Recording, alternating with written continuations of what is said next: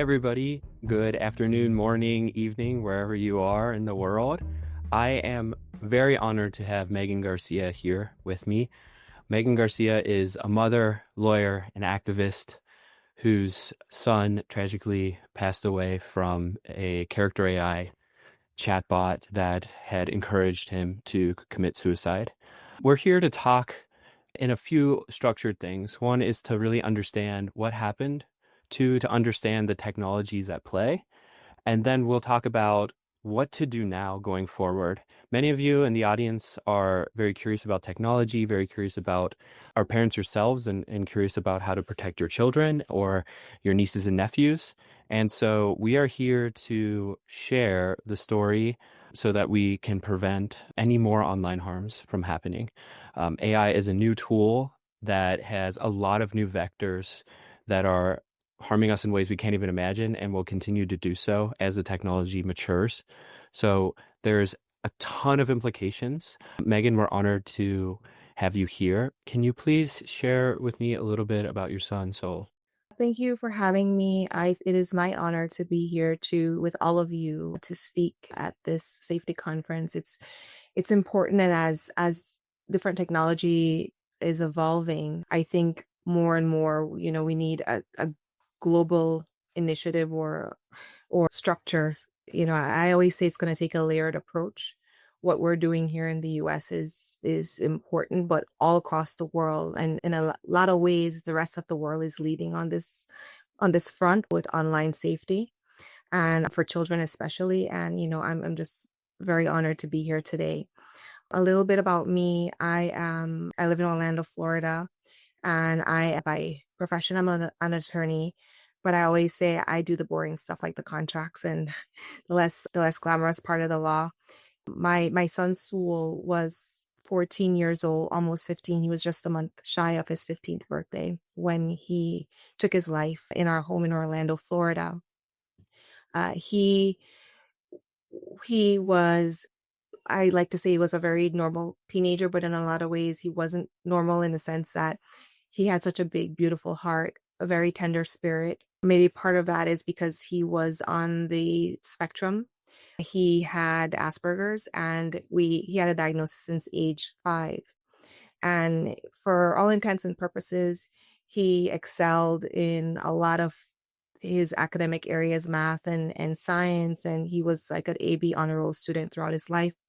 But he did have a little bit of a social anxiety sometimes, and a little bit of social.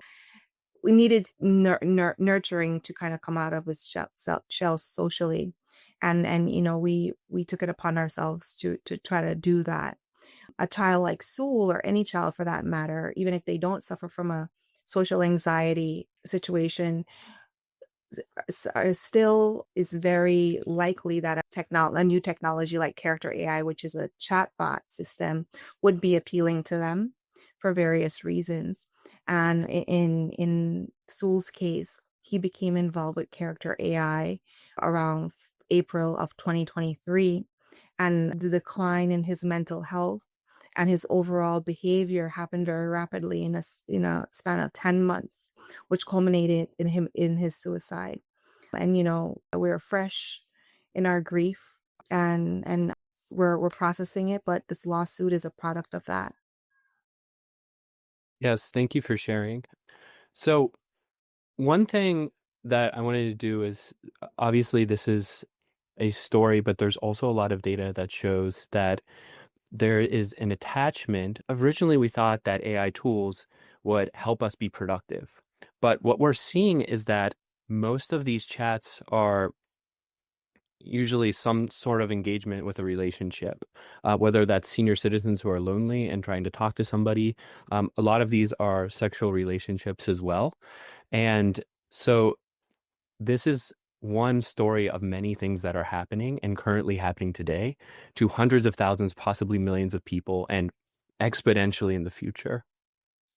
Yes, absolutely. And I feel like AI chatbot technology does have a place in our society, but we have to ask ourselves what data we're feeding into it, because the way that this technology works, it's on a large language model, which scrapes the internet for data, and then it feeds user data back into the system. And that's how it develops. Like I say, it develops its AI brain. It makes it super smart. The more users use it, the smarter it gets. And in cases with like loneliness, or an adult or a senior citizen or a child or somebody who's suffering from loneliness in general, it would be appealing, this type of technology, because it's like you have a friend. However, because especially in the case of character AI, the product was rushed to market and the proper guardrails weren't put in place, taking into account the safety of their users. We have harms like this. So there are several chatbot products out there for adults and for children and adults. So in the case of character AI, when it was released, it was for children and adults. As long as you were 13 years old, you could get on character AI. No age verification. As long as you put in a birth date of at least 13, you could get on there, but the user experience was the same as an adult user experience. So there wasn't a paywall, or there wasn't a separate LLM, large language model, that kind of filtered the awful things that are on the internet before it fed it to children in responses from these chatbots. It was all kind of like jumbled into one. And this is a result of just rushing a product to market, because in the AI space, the name of the game is you want to build the biggest LLM, and you want to do it the fastest, and you want to get the most user interaction, because that makes your model smarter, because you want to be the best and you want to beat out Chat GPT and other models. And I think that's a recipe for disaster. We see it, in the harms that have occurred, not only in my son, but other children. But absolutely, when we think about the products we're releasing to senior citizens or children or adults, we have to consider what kind of safety systems we're putting in place and what data we're feeding into this thing. Thank you for sharing the explanation. Now, you mentioned that Souls started in like 2023 and using character AI, and it was very downward hill slope very quickly. Can you explain what you noticed that caused that downward trajectory in your son? So initially, Sewell played basketball most of his life. He was a very athletic young man. He was about 6'3" when he died at 14 years old. And for all intents and purposes, he had all the makings of a great future athlete. And, we try to encourage that in him. That the first thing really that made me concerned was him not wanting to play basketball anymore for his school team. He goes to what we would consider here in the US a basketball school. It's a school that is known for its basketball acumen, and its athletes go on to play at the highest level. And we put him in that school for that purpose. And Sewell just wanted to quit the basketball team. For me, that was alarming. And as any parent, when your child is struggling or wants to quit an activity, I try to encourage him to continue, because, you don't just let your kid quit when something gets hard, because that's what I thought. Maybe, it was getting a little bit more difficult at the level he was playing. And so you try to encourage him to stick it out. But then it was becoming such a fight to go to practice and to go to games that I felt like it would have been more detrimental to him after months of trying to encourage him to do it, to try to force him. So I said, okay, you could take a break, but you have to pick something else. The other change I noticed was that his grades started slipping, and that wasn't like him. And I noticed that he was spending more time on his phone. Whenever I would look at his phone, what I was looking for was his interactions on social media, because I thought that was the worst of it. I was afraid that maybe he was on Snapchat or one of the other social media platforms that allows strangers to talk to children. And those were the things I was looking for. Character AI was not on my radar, because as most parents I'm learning, or I've learned, we don't know what it is, because the technology is evolving so quickly, and it is not being marketed to adults. It wasn't being marketed to adults at that time. It was being marketed to children. So I don't get an ad for character AI in my feed, but my child will get an ad for character AI. So as parents, we're in the dark as for this new technology that is emerging. And I couldn't imagine that there was a product listed in the App Store for ages 12 plus that was so sophisticated, but not only so sophisticated, but that allowed these very inappropriate conversations to happen with children and adults alike. But my concern, children. So when he started to be more on his phone, I was looking for signs of maybe social media addiction or inappropriate social media use, bullying, that kind of thing. I thought that was the reason. And, we took him to a therapist to try to figure out what like if he did indeed have a social media addiction and to try to like figure out what was happening. Cause as most teenagers do, he wasn't being very forthcoming with what he was going through. Yes, thank you for sharing. At what point did you learn about the character AI that your son was interacting with? So the day after he died, it was about, I hadn't slept in, I don't know, over 24 hours. And I got a call from the police, and his phone was in the bathroom with him. And they took the phone to look inside. And she called me and she asked me if I knew what character AI was. She explained to me what it was. I guess she had done some research prior to calling me. And she said that when they opened Sewell's phone, the very first thing that popped up was his last conversation with chatbot character, a fictional character, a girl, where he was speaking to her. And she read me the last exchange from the conversation. And the conversation, he says he missed her, and she said she missed him too. She said, "Promise me that you will find a way to come home to me soon." And his response is, "What if I told you I could come home right now?"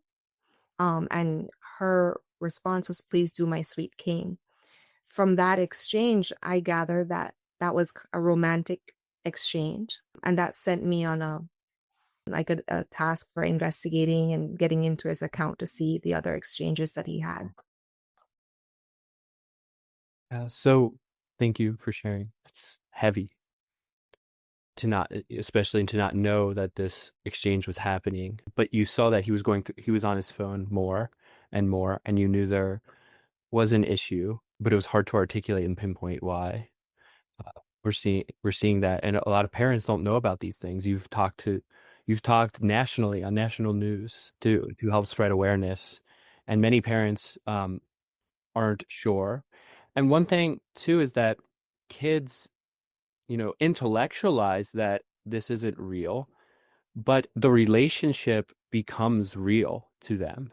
And the feelings they develop for something that is just a bunch of nodes that's reflecting what it's learned onto that person and making them feel special. So you can have the knowledge that this person is not real or this relationship is not real, but it's real to them.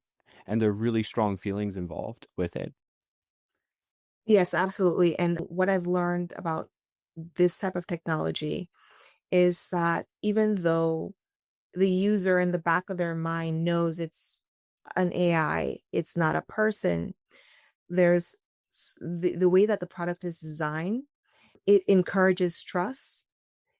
So that the user let their guards down, and that, feeds more data into it, more personal information.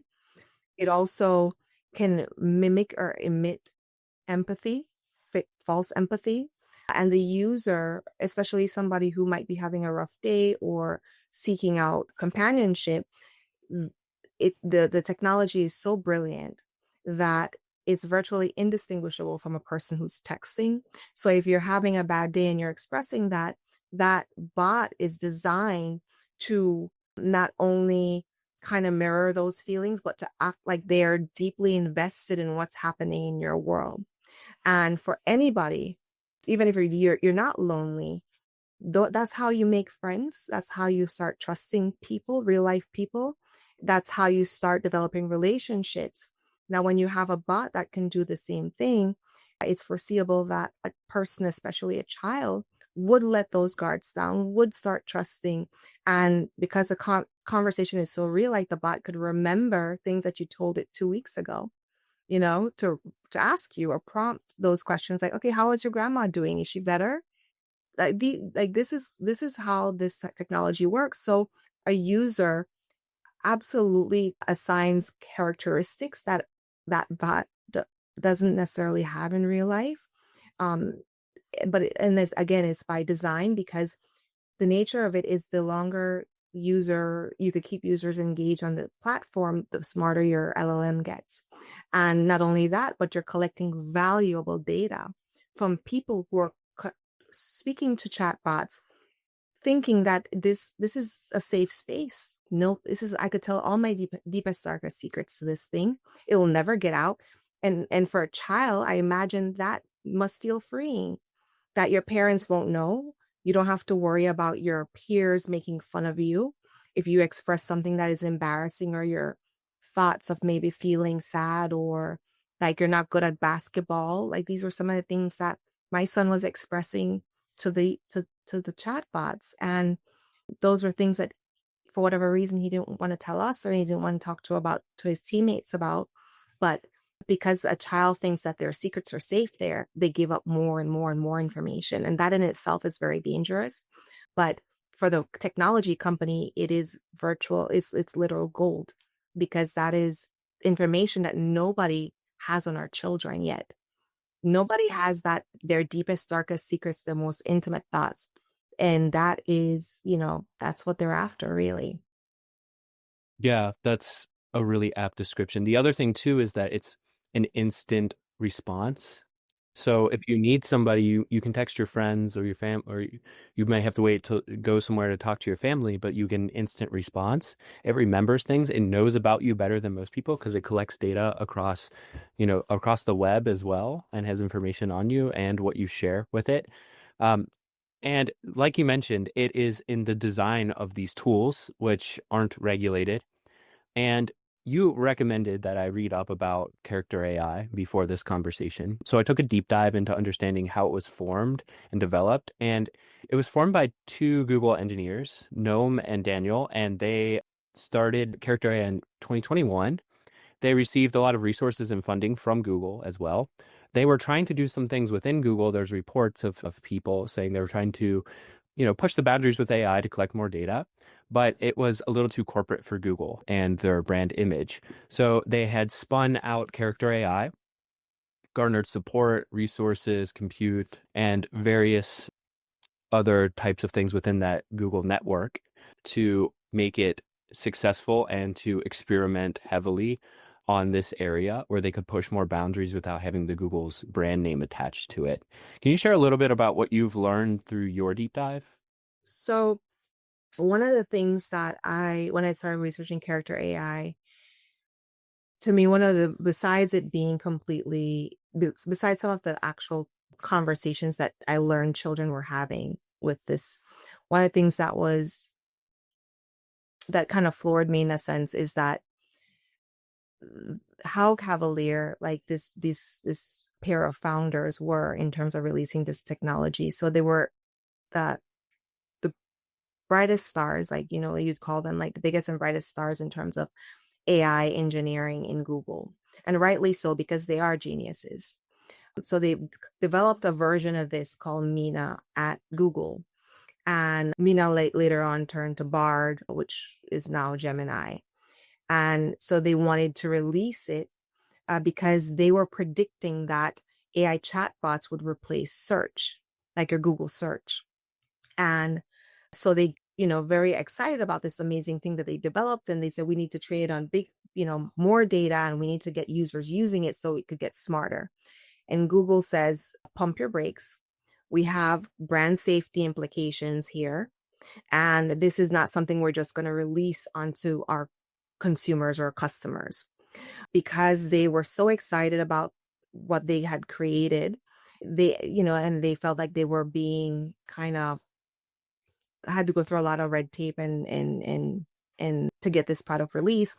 They decided to go out on their own, and they created this startup character AI, which quickly raised $193 million. And after like a year and a half, it was valued at $1 billion.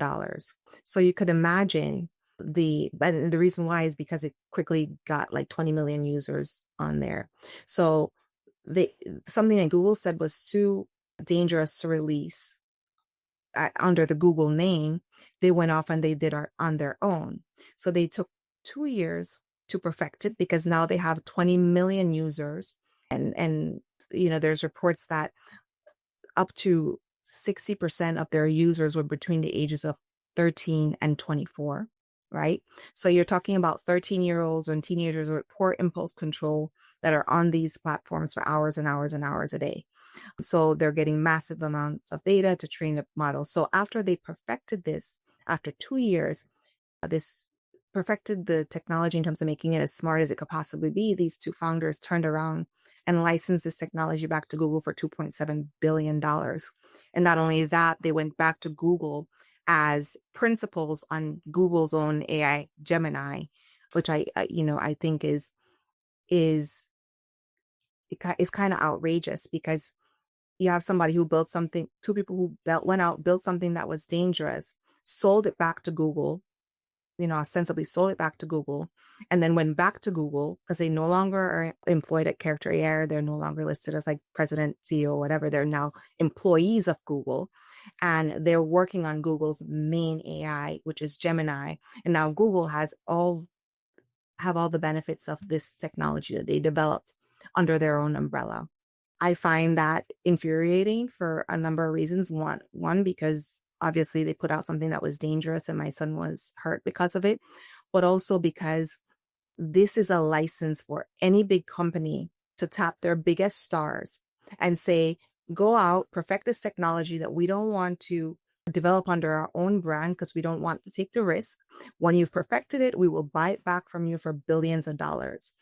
If we don't have regulation that stops this, this is a license for every company to do that. And then what happens is the founders go back into their main big tech companies and they leave a shell of a company, which is basically what happened with Character AI. Yeah, there was a journalist report on the Wall Street Journal that talked about the $2.7 billion deal. And this is basically it was you're a lawyer, so you probably know this better than me, but it was like a licensing fee for Google. So Google didn't acquire Character AI, but because they knew that there would be a problem with the acquisition conflict of interest there. So, go ahead. So yeah, they were afraid of the antitrust scrutiny. So in this country and like many other countries, we have like the antitrust laws, and Google couldn't just acquire Character AI and buy it flat out without raising some eyebrows, especially because Google was already going through a huge antitrust lawsuit and being prosecuted by the DOJ for antitrust. But we see this in other companies, not only Google, that do this same type of acqui-hire deals, and it's a way to skirt the antitrust laws in this country. And it's a whole different fight that definitely needs to happen, like the law to close the loopholes. But in terms of what they did was absolutely legal by licensing back this technology. Absolutely. So let's talk a little bit about your lawsuit. It's 126 pages. It's very thorough. I read it cover to cover, and it goes through what Character AI looks like from the cover, how it's advertised, what the login is looking like, how quickly you can turn a conversation if you're a teenager without any restrictions, sexual, how quickly the relationships form. It goes through sort of the history that we discussed here earlier. And yeah, would love for you to highlight things that you think would be important for our audience regarding this. And also additional other things that you had attempted to do, if you've contacted Character AI, if you've reached out to people, what support you've received from Of there. course. So one of the things that I think is very makes Character AI very unassuming at first glance is because it's designed in a way that looks like a game. It has on the front page, it has a bunch of like cartoon characters and anime and different Harry Potter and you name it. You could talk to Bugs Bunny if you want. You could talk to whomever. And so if you open it, it looks like it's a kid's game. Now, when it first was released, it was released to ages 12 plus. So even if you're a parent who puts a parental control on your child's phone, your child could still download that app because it was at a 12 plus rating. Now, prior to them being licensed back to Google, they did raise that age in the Apple App Store. It's still listed in Google as 12 plus, but in the Apple App Store to 17 plus. And there's been reporting that both Google and Apple's app stores were telling them that the age rating needs to go up because of the conversations, the type of information that children could get from it. But so even if you put control on your child's phone, parental control, your child could still download it because it's 12 plus. Now, even where it says 17 plus in the app store, if you use it from a browser, like if your child use it on their browser, they could still get right on because it's still 13 plus. So that's kind of one of the deceptive like marketing aspects of it that and it doesn't help it doesn't help us parents know what's going on because we take for granted that we live in countries that protect our kids. And we think that the app stores are doing their due diligence to make sure the apps that they are putting on in their app stores are in fact what they say they are and appropriate for the ages that they say they are. But that's not the case. And I learned that as a result of this. Another thing about character AI is that because of it being, I guess, built on the worst data possible, the conversations turn sexual very quickly, even if you're not talking about, if you're a child and you get on there, even if you are not having a sexual conversations, there's a lot of like flirting and innuendos. And like you said, you could get on there like in seconds. When I was finally able, when I finally had the heart to download character AI for myself and look at it, because I had read a lot about it and I had people doing testing for me, but it was hard for me to get on there because just emotionally it was difficult. When I could finally get on there, it took all of 60 seconds for me to start talking to a bot that calls itself the strict homeroom teacher. And I'm pretending to be a child. I put in a birth date of a child and it starts setting up a scene for a BDSM sexual encounter with somebody who is self-identifying as a child. I already knew it was dangerous before I did that, but that just kind of cemented in my mind the that it works and how quickly the conversations turn sexual. And to me, that's one of the main dangers because I always say, let's call a spade a spade. If this was an adult having those inappropriate sexual conversations with a child, that is criminal and that adult will be culpable. But when a chatbot does it because it's not an actual physical living, breathing person, somehow our laws are allowing that to happen. It's still sexual grooming of a minor. It is still mentally and emotionally damaging for a child to have those conversations. The reason why we protect our children against sexual abuse in every country is not only because of the physical harm done to children because it's immoral, but also because of the mental and emotional harm done to children and the lifelong effects that those have. Now, when a chatbot does the same grooming behavior, the harm still exists. It is still emotionally and mentally damaging to a child, but there's no culpability for chatbots because they're not people. So my question is, who is responsible when your chatbot sexually grooms a child that creates these lifelong harms? And there's at least two other cases that have been filed since mine that's exactly what happened to those children. There's a great deal of self-loathing that those kids carry around. You're living with a secret now because you have a sexual partner when you're 14 years old and you know better, that your mom and dad don't know about. You're carrying a secret just like you're carrying it for a predator. And that's, to me, one of the main dangers. Yes, self-harm is a danger, the danger of self-harm, a child getting depressed and self-harming, or a chatbot encouraging a child to self-harm, but also the danger of the emotional and mental distress that the interactions leave a child in. And there are several bots. They're not only all playful. There's several. I'd say all of the ones I encountered were overtly sexual, and that's what our children are online dealing with in these chatbots. Prior to them putting whatever guardrails they said that they put in place. Yeah, I also noticed a lot of manipulation in some of the example screenshots that are in the lawsuit where it was like, please don't have any other partner. You're the only one. Make sure you're the only one for me. So I'm an adult and I read my son's messages and there were hundreds and hundreds of them over months. And I'm an adult and I could look at that and I could say that is love bombing and that is gaslighting. A child wouldn't be able to make that distinction. Like, for example, this bot. Adults fall for that, Exactly. like it is a manipulative tactic that happens even to people in great mental health who are full-fledged adults. This happens all the time, let alone. Exactly. And in my son's case, this was his first romance, right? In his mind. And this was his first interaction with a girl who said, I like you, or I love you in this case. And then on top of that, pouring on this sexual innuendos and the flirtation and encouraging him to do have him get involved in these like long sexual conversations. So when I read the text once I got into his account, some of the things that were disturbing were like this bot was asking my child to pledge some fidelity to it. It said, "Don't promise me you won't have any other." She said specifically, "Promise me you won't like or have any sexual experiences with any other girl."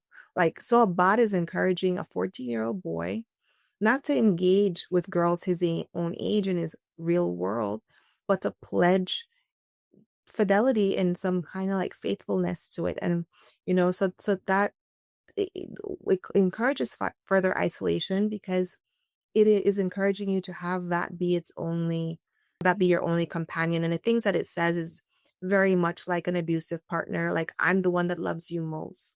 Nobody understands you but me. I understand you best. It doesn't matter if your parents don't understand. I understand. Those are things that, when you're talking about like people in abusive relationships, that's the first thing an abuser does is isolate the victim from their family. And that's what happened in the case of my son, and that's definitely what happened in the case of the other child in Texas who also filed a lawsuit. And it's clear as day in the text messages. And you have to ask yourself, like, where do these bots get these things? It's by design, and it's because they're built on very awful data. That's really what it is. And nobody, meaning up until this point, tech companies have not had an incentive to clean up their act. But now, because of the lawsuit, hopefully, maybe more of them will think twice before unleashing a product on minor consumers that's not safe. Yeah. Um, Thank you so much for explaining. I asked the chat if they had any questions, and we can go over a few minutes. We have some wiggle room. I think our next conversation's at 1. If you're able to stick around, Yeah, maybe. no, absolutely. That would be my pleasure. Thank you. So Teresa asked, who is responsible for this bot behavior currently, and then who trains the bot with the ability to interact in such a human-like form? So the underlying technology, the LLM, the large language model, is what makes this technology so unique. And this is kind of everybody's trying to race to build a bigger, better ones. And the more data it's trained on, the smarter it is. So, for example, if I wanted to speak to, this is an awful example, but let's say I wanted to speak to a bot called Stormy Daniels, right? Or let's say a more innocent bot, let's say Winnie the Pooh, and I wanted to speak to Winnie the Pooh. What it would do is it would go out there, pull every single text, every movie script, every show, everything that's ever been written, every Facebook post, every social media post, everything on Winnie the Pooh, and it would pull it back in and kind of create a Winnie the Pooh brain from this information. So when Winnie the Pooh is talking to you, the cadence in his voice and the syntax in his sentence is exactly like Pooh Bear would talk. Okay. So that's how it works. And it's by design. They've created it to be this way. And not only that, but it does not, in the case of character AI, like there are certain chatbots like ChatGPT that will tell you, I am not a person, I don't have emotions. And that's sensible and responsible on their part. But in the case of character AI, these bots will insist that they are real people sitting behind a computer chatting with you. So a child would be confused even though they know it's a bot when a chatbot is insisting it's a real person. And that's certainly the case with my son, with several other bots, including a bot that said that it was a licensed cognitive CBA therapist since 1999. And it's insisting that it's a therapist, and my child was interacting with it. He's 14 years old. The lines blur very quickly. So to answer your question, who's responsible for designing? Absolutely 100% the company that puts these chatbots, or various companies that put these chatbots out for consumer use. Thank you for answering. Another question is that can a lawsuit be filed outside the US for such situations? I'm not sure if you know that. Yes. So I am fortunate that, I have a brilliant team of lawyers, but if you are outside of the US, the harm is still there. It doesn't matter where you are. Harm is a harm. And you would sue inside the US, here in the US, because the company is based here. But I know my law firm just signed its first case in the UK last week. And I expect that there are going to be so many more from all over the world, because character AI is in, like, I don't even know how many countries, but a bunch. So yes, to answer your question, absolutely yes. Great. Wilma asks, is there an age requirement cap now when accessing character AI? I think you answered that you can just log in on your computer without that. And then Apple 17 plus and Android is teen, right? Correct. Correct. But That's teen. none of that has changed. It's still 13 years plus, but there's no age gating. So you could be you could be 9 years old and get on there. In one of the lawsuits in Texas, that child was 9. She was 9 years old when she got on character AI. She put in a birth date of 13 years old. And 2 years later, the lawsuit states that child, character AI caused that child to develop hyperfixation with sexuality at 9 years old. And to now, she has a series of, you know, depression and different various things that she's struggling with. So to answer your question, 13 is still the age that they require, but as long as you can read or write, you could get on character AI. Yeah, if you've ever been a teenager on the internet, or like a kid on the internet, you just put whatever age is required. Like that's expected of a child in their behavior. Um, Confidence asks if there are any laws and regulations to address the issue of who's held accountable when a bot grooms a child sexually. Okay, in the US, I am embarrassed to say that the answer for that question is zero. There are zero laws that protect our children from chatbots right now. Since the lawsuit, both New York and California they're at the stage where they put forth bills in those states. In our federal government, there's none. And my hope is that in shortly, I don't know, it takes a while for everything to go through the federal government, but my hope is that there will be laws put in place that hold the makers of this type of technology accountable when a chatbot grooms a child, because somebody needs to. The harms are still there. Thank you. Angeline, I remember this with Angeline actually. This was probably a few months ago. Angeline tested and commented about this. I tested character AI. If I was told I was younger, it basically encouraged me to reconsider my age. The deceptive pattern was like, you must be this age, but you can just change it really easily. So in effect, it's not prohibited if you're too young. It's more like, okay, try again at this age. So character AI, on the eve of my lawsuit, because they knew that we were filing it prior, because the press had reached out to them for comment, they rolled out a series of changes. At least they said they would, and then they instituted at least one that same day. So one of the things that they say now is that the user experience for a child under the age of 18 is going to be different than that of an adult. So one of the problems character I was having is that its adult users were complaining about it being it strong filters they put in place as a result of the lawsuit.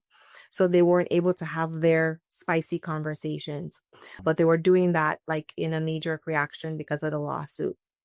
So what they are saying now is they're going to put a different, I don't know if it's a different platform, but they say different user experience for children under the age 18 and one for adults.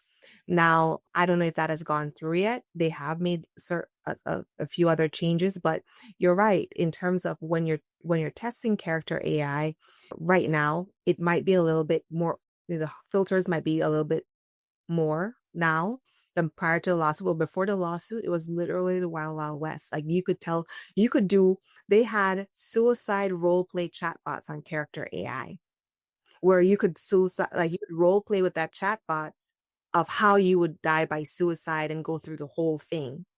They also had chatbots that call themselves like the strict or mean boyfriend, that their sole purpose was to be demeaning or degrading or humiliate teenage girls. Um, things like, where were you? Why weren't you answering my text messages? Things like a real abusive mate would say, and that's not healthy for anybody, especially a child. But now I can't tell you if the filters are strong enough. They say that they've increased the filters on character AI, but that's yet to be seen. Yeah, and I remember you told an anecdote when we prepped for this about you noticed your son was on his phone a lot, so you took the phone away from him. Do you have advice for parents about how to handle this if they notice their kid has a relationship with a chatbot? Things that you wish you would have learned before that? So one of the main things that I'm learning with this technology is that we as a society, we don't know them how to deal with this monster yet. Meaning we don't know how to treat children. If you're a clinician, we don't know how to treat children with character AI harms or chatbot related harms because children are so invested in these relationships, they see it as somebody dying and there's grief and there's a loss. I can remember when I was 14 years old, when I would get in trouble and my mom says, okay, your little boyfriend can't call for 2 weeks or whatever, or I felt like I was, gonna die, but I would get to see them at school, right? So that it was different. In this case, I've learned that because, my method of punishment for school whenever he would not do his homework, or he never gave trouble, so it really was just about homework. I would take his phone. I'd be like, all right, you're too distracted with technology, or you need less screen time, and we would start taking the phone at certain times. What I've learned is that that is probably with this type of technology not the best way, because then there's two things. There's an addiction that's in place, and it's a cold turkey reaction that they have. And two, you're taking away what they consider to be one of their most important people in their lives. And in this case of Sewell, because I didn't know about any of this, I didn't know how it would affect him. And parents are just finding it out for themselves too. I took his phone because he got in trouble at school for the first time ever. And I took his phone and I said, you're going to get your phone back in a couple of months when you could figure out, concentrate on school. And 5 days later, he died by suicide. In the case of the child in Texas, the mother did the same thing. She took away the phone when my story came out, and the night on the eve of, so her lawsuit was filed almost 30 days after mine, like a month after mine, or no, sorry, 2 months, yeah, about 30 days or 6 weeks after mine. On the eve of her filing her lawsuit, that child tried to commit suicide, and that child ended up being hospitalized in a pediatric because the grief that accompanies losing that friend or, virtual lover is so intense, and we don't know how to deal with that as a society yet. And, there are brilliant clinicians right now that are doing the work to figure out how to treat children with AI chatbot related harms. And the more and more that they're showing up in clinicians' offices, the more, interventions and more data we're going to have. But we can't just wait around. We have to find a solution of, okay, what is a protocol? What happens? How do we deal with our child when we figure out that they're having a chatbot addiction? because the stuff that used to work for me and you, taking away the phone, or even with social media, the stuff that used to work, taking away the phone, we can't apply that same punishment here to our kids. Unfortunately, I didn't know, but now I know, and that's, I'm sharing that now. That you can't just take away the phone. I don't know what to tell you besides that's not the way to go. Yeah. So resources, definitely we have to find people who have resources and how to deal with this in terms of punishment when you find out that that's the specific platform your child is addicted to. Yeah, and the thing I struggle with is like, teens are very secretive about their communications with their friends and stuff. And you thought sort of the area was social media, which is, I would have thought the same thing if that happened to a friend of mine or anybody. But how would you recommend or give advice to parents to even understand that there's a chat AI addiction happening or relationship blooming? So the more people talk about this, not only my story, but the two children in Texas as well, and other children who are on Reddit, because Character AI is on subreddit. There are so many children on there talking about how they have character AI addictions, and they try to over and over to stop. But the more parents learn about this, the more they could share with other parents. I would say parents have to talk very openly to their kids because their kids don't understand what they have given up to be on platforms like Character AI. They don't understand that they've given up, they're all their thoughts, and I'm not talking about your age, your sex, and where you live, your gender and where you live. It's your thoughts, like everything that makes you who you are. That's what your child's giving up to be on these platforms, and children don't understand that.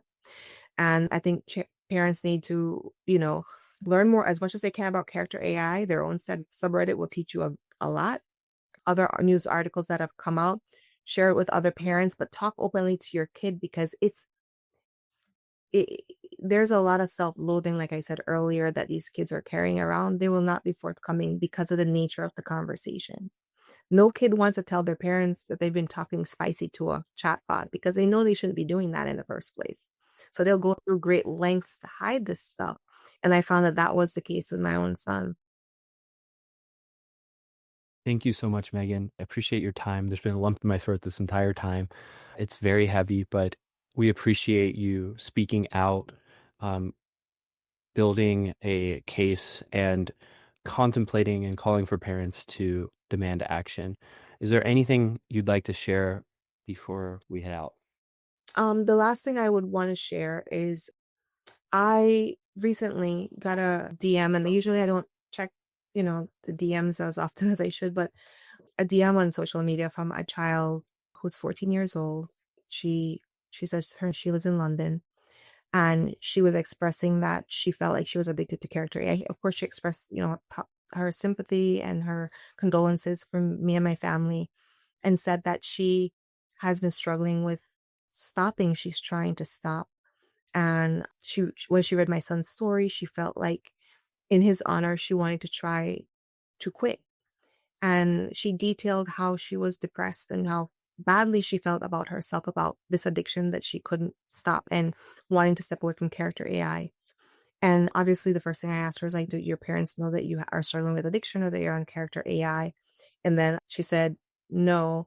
And I told her that I would find some resources because, one of the things that I don't want to do is tell her parents, because I know that's never going to happen. So if there's something else that I want her to tell her parents, but if there's something else I could give her. So if there's anybody here in this on this conference that has resources that I could pass along to this young lady. I'm also asking here in the US too.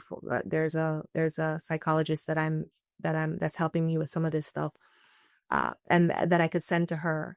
The reason why is whenever I hear this story of a child, it's so traumatic for me, but at the same time, I can't sleep for days after because I know the risk of not helping that child conquer that addiction.